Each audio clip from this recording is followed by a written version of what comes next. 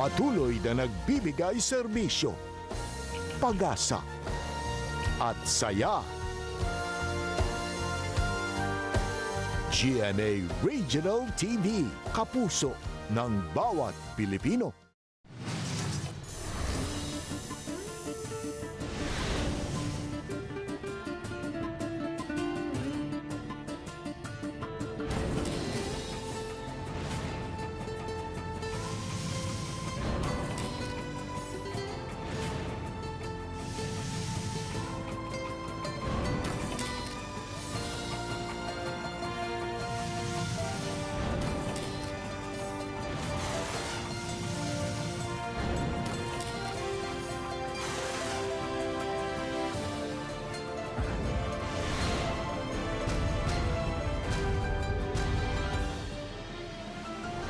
Ang GMA Regional TV, Balitang Bisdak.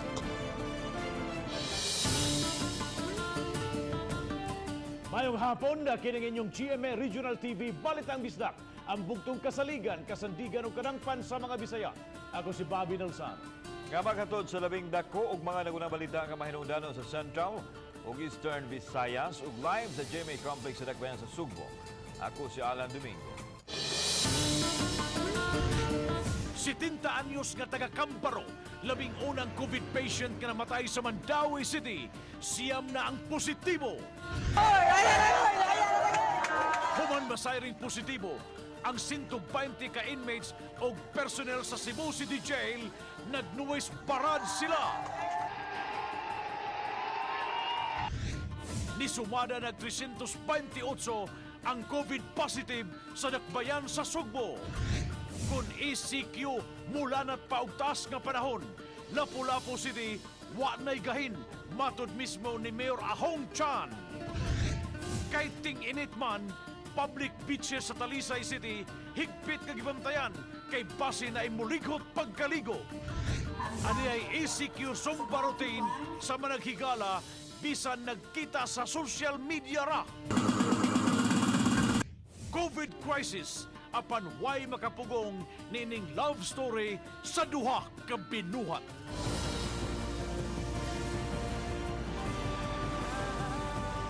Kini ang GMA Regional TV, Balitang Bisdak.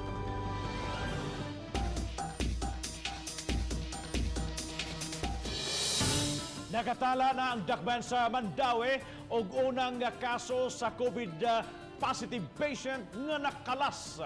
Mass testing himon sa Dakbayan sa Mandaue. Ano yung report ni Nico Serino? Nagihapoy protective measures nga atong pagbuhaton. Gipahibaw ni Mayor Jonas Cortez ang subo nga balita nga may usa nga mortality o namatay tungod sa COVID-19 sa Dakbayan. Taga-barangay Cambaro ang 70 anyos nga lalaking pasyente samta ang laing mga positibo nga kaso sa maong barangay gi-pull out na o gi-isolate. Naningkamot kita no kutob sa atong mahimo nga atong buhaton nangandam ta sa isolation units nato kay gusto natong makabot nga dinis Dakbayas Mandaue nga duna gitay intervention.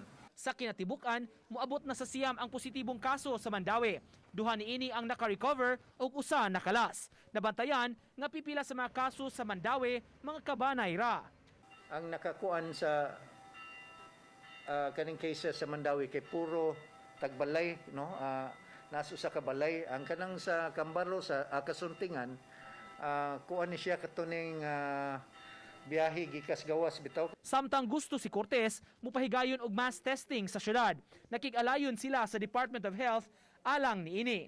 Uban ni June Sulon, Nico Sereno, Balitang Bisdak.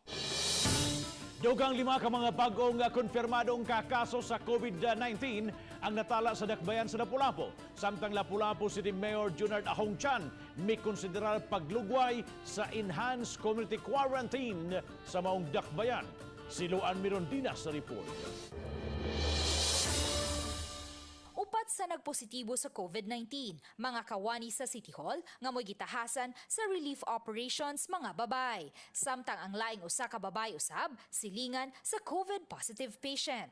Gidisinfect na gahapon ang gi-lockdown nga mga panimay o ubang kasikbit nga mga panimay sa barangay Look, Gunob, Marigondon ug Babag. Muna'y kuyaw karon kaya mga pasyente nato asymptomatic pasabot na ana diri ang virus na ana sa atong tugkaran munang kuyaw siya kay di na ta kasiguro kung kinsa ang way virus makasiguro lang ta kung human ka gitest.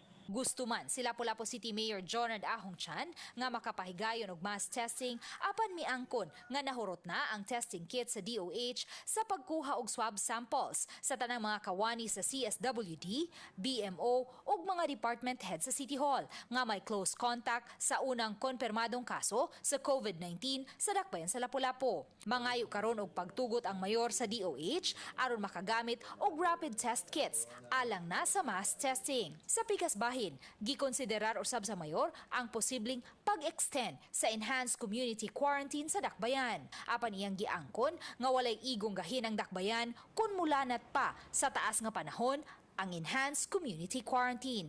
Gitinguha karon sa mayor nga mapaspasan ang pagpahigayon sa mass testing aron usab daling ma-isolate katong mga konpirmadong kaso sa COVID-19 ug ma-concentrate lang sa pipila ka mga barangay ang pag-lockdown aron usab dili ni ana kadako ang epekto sa ekonomiya sa dakbayan. Probably my ECQ will be open, no? Di ko kahatag o specific date, no? As further notice na lang atong ang pag-abuhaton. Uban ni Godfrey Rilien, Luan Merondina, Balitang Bisdak. Apasumpay sa mong balita, karon lang yung hapon na punan og duha ka konfirmadong kaso sa COVID-19 ang Lapu-Lapu City. Sa Kirtibukan, na 20 na ka COVID cases sa maong dakbayan. Mga person deprived of liberty sa Cebu City Jail ng noise barrage. Samtang 13 ka mga jail officers sa BJMP apil sa nagpositibo sa COVID-19. Ano ang report?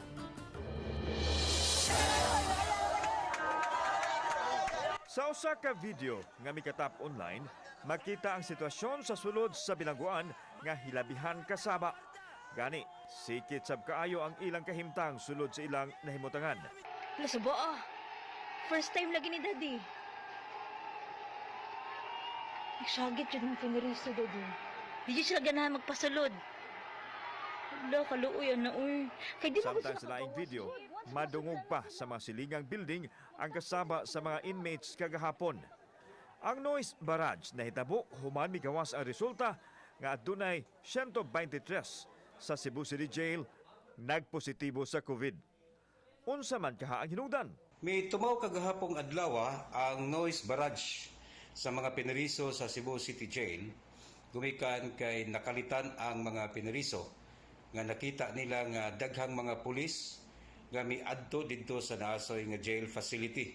Din ang tuyo unta niadto mao lang ang pagbagighinabi sa mga BJMP personnel aron sa paghimo og mga lakang mga plano unsaon nga maproteksyonan ang atong jail facility ug sa samang higayon ang ato sang mga piniriso. Sa opisyal nga pamahayag sa Bureau of Jail Management and Penology, giangko nila nga naay 127 ka mga kaso sa COVID sa Cebu City Jail diin 114 nini mga inmates ug 13 ka mga jail officers. Gipaniguro sa BJMP nga tutukan ang sitwasyon sa mga nagpositibo sa virus. Samtang nagpadala na usab og mga face mask, face shield ug vitamin C ang Cebu City Government isip pasiunang ayuda.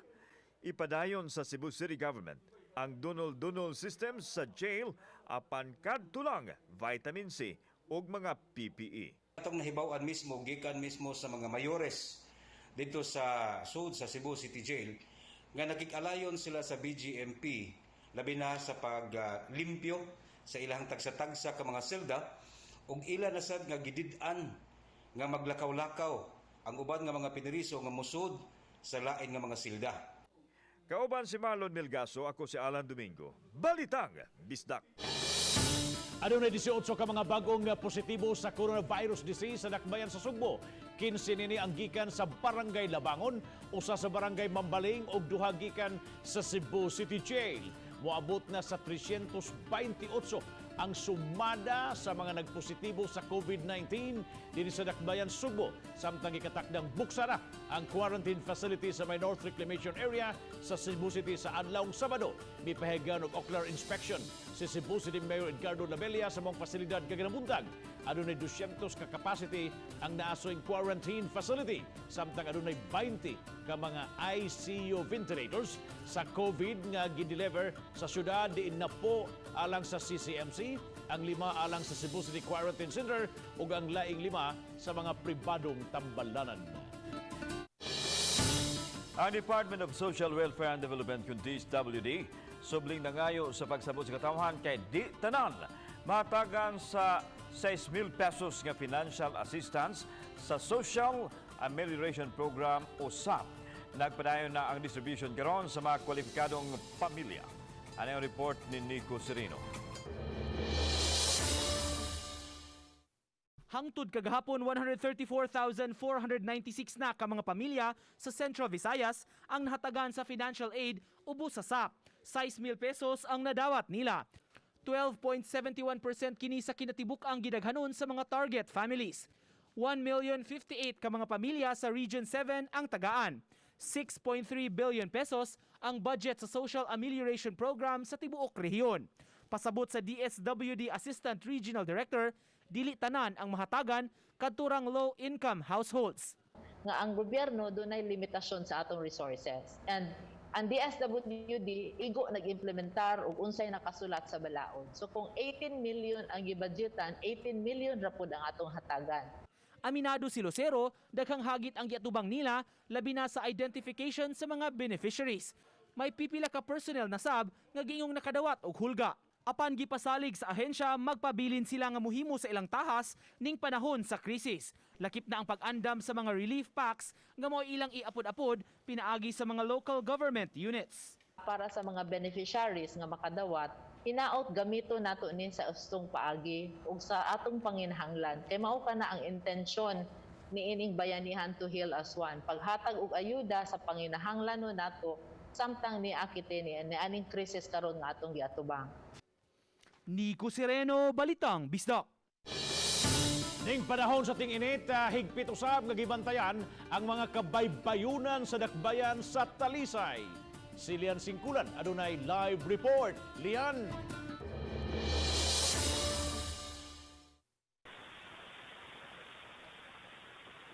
Bob, aron masiguro nga walay mga ligo og dagat, higpit nga gibantayan ang mga kabaybayunan sa dakbayan sa Talisay. Lakip na usab ang mga gagmayng resort.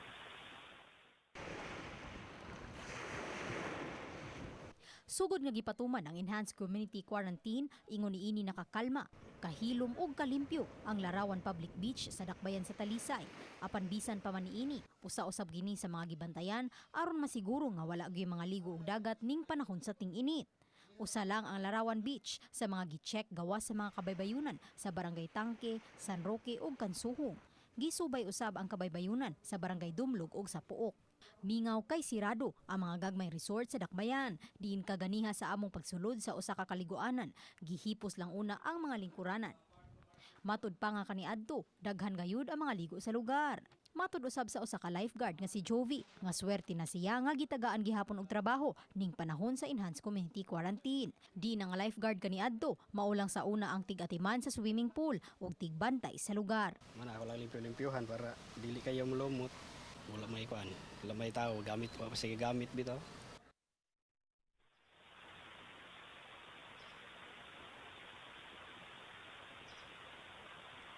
Samtang Bob, wala man hinuoy nga sakpan nga nangaligo og dagat, apan pabalik-balik nga pahimangno ngadto sa publiko nga magstay at home ning panahon sa krisis. Bob? Thank you so much, Lian Singkulan, sa imong live report. Cebu Southbound Terminal gihimong bagsakan center sa mga produkto sa kalungsuran sa Sugbo. Samtang gipakatapos-sab sa kalungsuran ang tindahan sa Kapitolyo aron maabot sa katawhan ang ilang panginahanglanon. Anang report. Aron makaabot sa katawhan sa kalungsuran ang ilang panginahanglan, Gipasugdahan sa provincial government ang tindahan sa Kapitolyo. Ang mga basic needs sama sa bugas ug ubang produkto gipamaligya sa ubos kaayo nga presyo. Gani ang bugas tag 22 pesos lang ang kilo aron makapalit usab ang mga tao. Mayo gi-observe gyud ang social distancing. Importante gyud na kayo.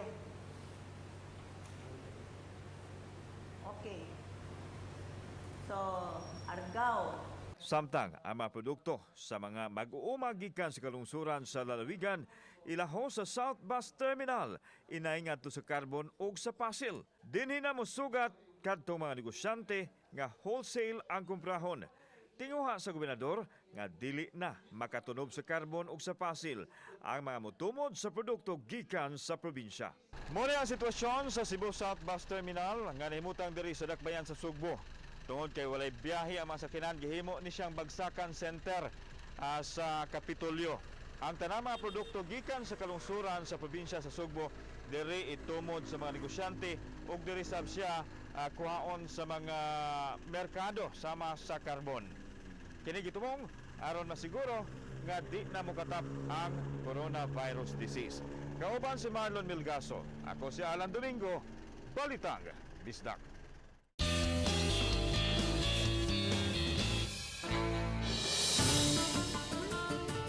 Sa panahon karon nga gimanduan ang tanan nga magstay at home ug mag-social distancing, dili gayud kalikayan nga mahingawa. Hinungdan nga ani ay managhigala nga gigamit ang teknolohiya ug ang social media aron magbanding ug mag-exercise. Ani ang report ni Femery Dumabo. Sa giingon pa man nga health is wealth ug nga true friends never apart, maybe in distance but never in heart. Kini ang gitagan og bilin ning managhigalaay. Tungod sa pagtuman sa enhanced community quarantine, ana sila sa lantas sa tagsa ka mga balay o giabang ang lawak ug ang usa nga umuli ay unta natanggong sa gawas sa nasud. Sa tabang sa teknolohiya, matag usa kanila ang ni-cheer ug naging ganyo nga mag-zumba og exercise nga dungan sila gamit ang group video call. Og exercise kay labi pa nga kanang karon uncertain kayo ang ato ang conditions ato. Ila kini nga gihimo matag adlaw aron usab pampawala sa kalaay nga kanunay lang anaa sa sud sa balay. Ug ang mga panghitabo karon dala sa problema sa COVID-19 ang wala nakapalukmay sa ilang panagigalaay ug mas nakapasugnod pa sa pagsuportaray sa usag-usa gamit ang teknolohiya. Ilabi na nga usa sa ilang higala ang namatyan ug gamahani ining si manahalang ug ang nakapait kay di siya kauli sa ilang probinsya aron unta paghatod sa lubong siyang amahan. Hinungdan nga gamit ang teknolohiya ug suporta sa higala napahupay ang kaguol nga gibati bisan gamay. Yes, thankful kay ko sa akong mga friends nga bisan lagyo mi karon tungod sa COVID. Na-feel gyapon na ako ang ilang presence ug support especially ning panahon nga nag-good cause pagkabatay sa akong papa. Communicate and share ideas kung unsay mas importante na makatabang. Uban ni Cleofer Lumayag, ako si Femery Dumabok, Balitang Bisdak.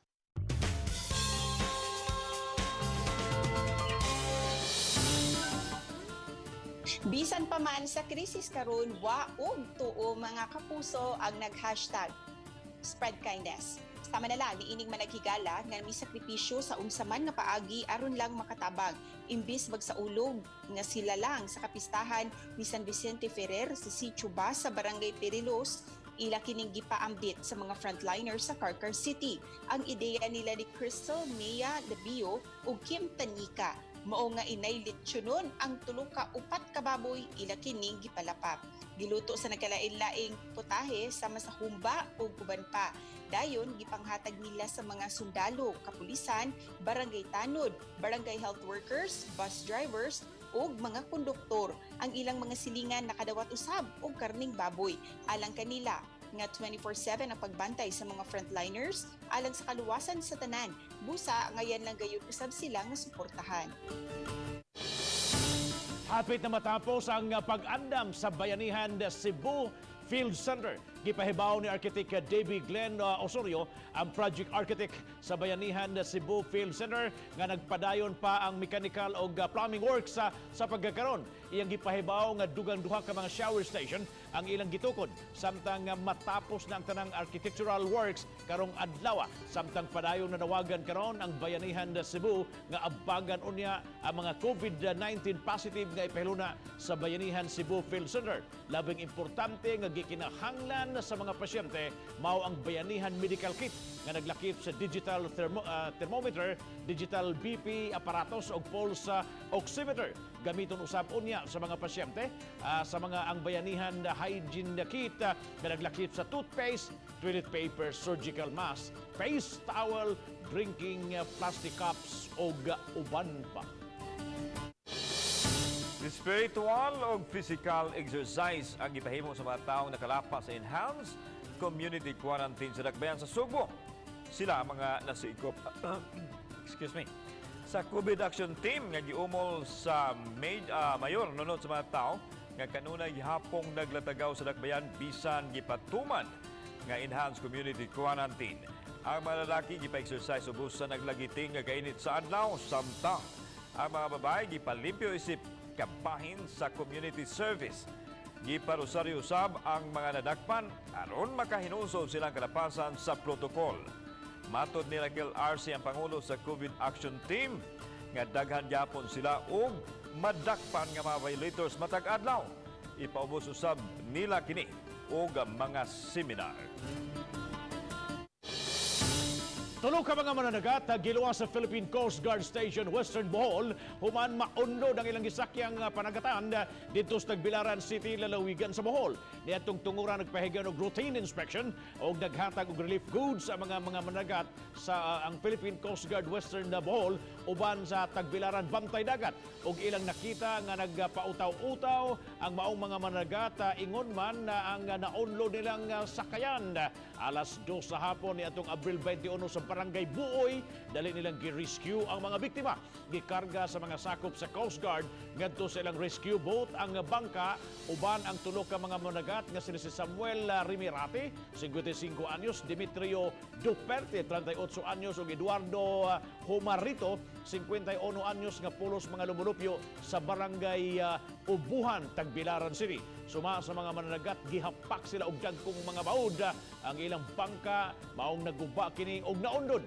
Gihatod ang tulo sa nga mga na-rescue sa ilang tagsa-tagsa ka mga lugar o gihatagan og relief goods.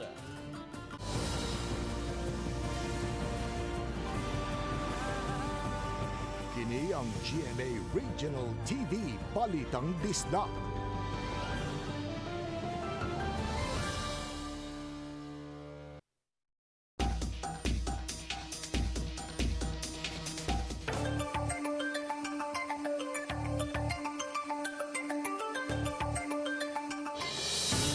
Aron di maglisod ang mga konsumidor, ang Mandaue City Council mihangyo sa mga utility providers nga installment ang pagpangulikta sa mga bayronon alang kini sa mga kompanya sa tubig, kuryente o mga telecommunications. Kanang report ni Nico Cirino.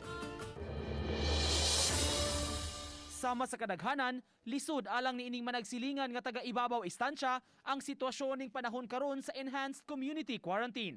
Nahunong ang ilang trabaho. Aminado sila, mas giunahuna nila karon ang pangkaon inay sa mga balayronon sa Panimay. Mao nga nang hinaot sila nga dili magkalisod sama sa mga bills sa kuryente ug tubig. Lisod nga gagag. Ano na? Kaliton ug paningil sir. Lisod nga dapat bugas. Wala may trabaho. Di man ta dito igawa sa isikyo nga naikwarta dayon mangita para magtrabaho. Magpaabot na sa 15 ka adlaw na ta makakwarta na sad. Sa sesyon sa Mandaue City Council, giaprobahan ang resolusyon nga gipunting sa mga utility companies. Giawhag sila nga dili i-one-time payment ang pagpaningil sa mga bayronon sa mga konsumidor sa higayon nga malibkas na ang enhanced community quarantine. Alang kini sa mga bayronon sa kuryente, tubig o telecommunications. And possibility mga isa tag-discount. So narana nila, di ko gusto mo impose so pila discount. So it is up to their good hearts. So yun ana, small things which I think the business community can also help the people. Iduso pa sa mga kumpanya ang maong hangyo sa konseho. Samtang ang Visayan Electric mipahibaw ng daan sa ilang deferred payment arrangement. Ang mga bills nga nasulod sa ECQ period mamahimong kabayran og installment sulod sa 4 ka buwan. Apan giawhag hinuon ang mga dunay kapasidad mobayad nga moasikaso niini sa ilang opisina. Uban ni June Solon, Nico Sereno, Balitang Bisdak. One step ahead, diin karon pa lang ipangadaman na sa probinsya mga lakang himuon sa inanay nga pagpahibalik sa dagan sa ekonomiya. Taliwan sa mga protokol nga gipatuman batok sa COVID pandemic. Gihan ay nausab ni Governor Gwen Garcia ang adjustment sa mga himuon ugaling mobalik na ang naandan nga lihok sa mga tao. Giklaro sa gobernador, dali dayon nga dalion tanan tungod kay mag-agad pa kini sa rekomendasyon sa mga eksperto sa medisina. Iyang panawagan nga maghiusang tanan aron mabuntog ang dili makita nga kontra. Kini ang hinungdan sa masugot nga border control sa probinsya ni dili palutson ang gikan sa Cebu City nga mao karon ang giisip nga epicenter sa COVID-19.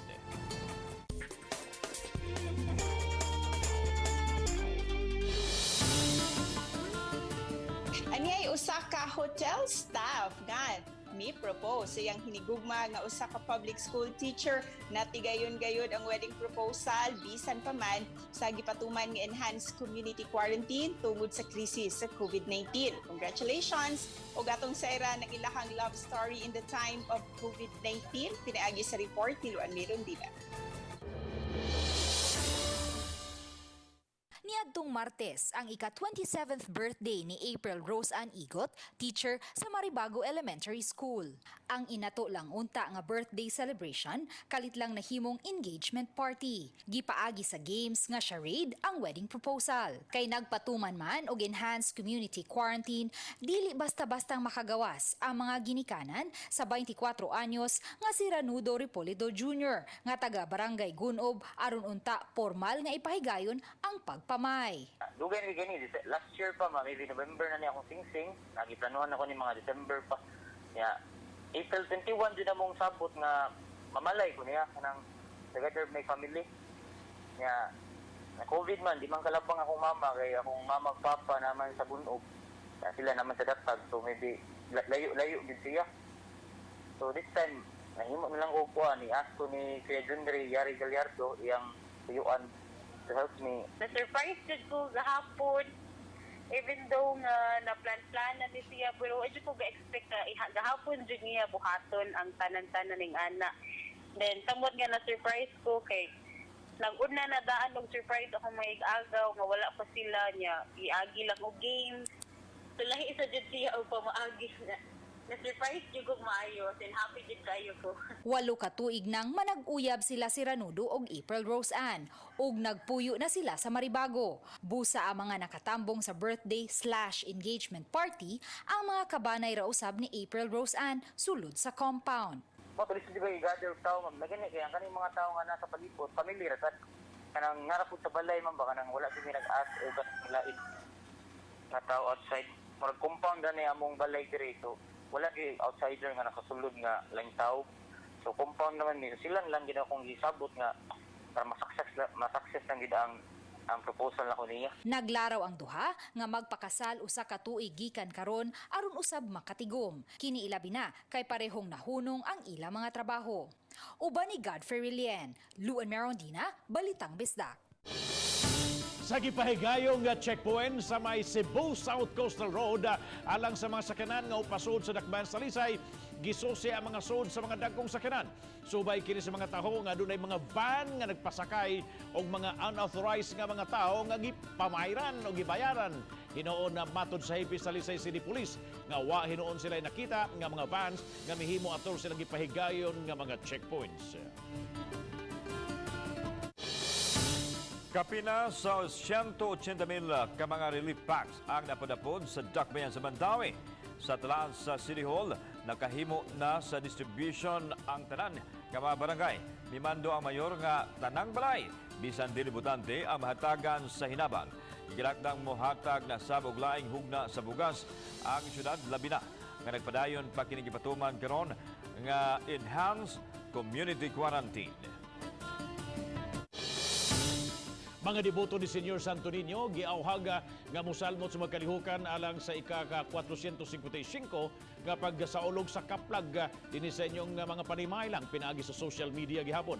Sa social media account sa Basilica Minor de Santo Niño nga buksan ang Triduum Mass karong Abril 25 matag alas 8 sa buntag hangtod na sa Abril 28 sa adlaw sa dakong kasulugan.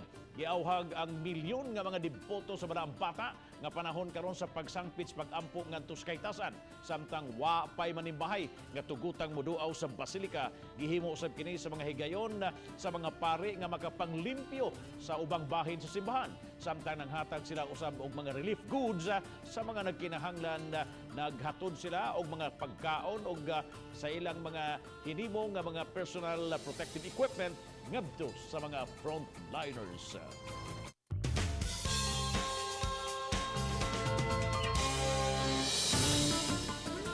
Musumada na sa 22,000 ka mga relief packs ang naputos sa usa ka foundation dinhi sa Subo aron iapod-apod sa nagkalain-laing kalungsuran ug mga dakbayan sa lalawigan sa Subo.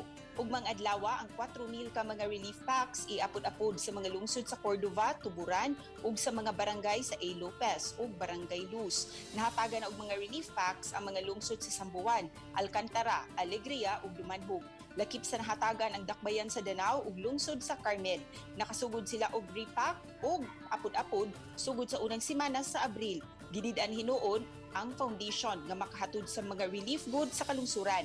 Hinuon ang mga LGU beneficiary na ang bukuha niini sa ilang buhatan.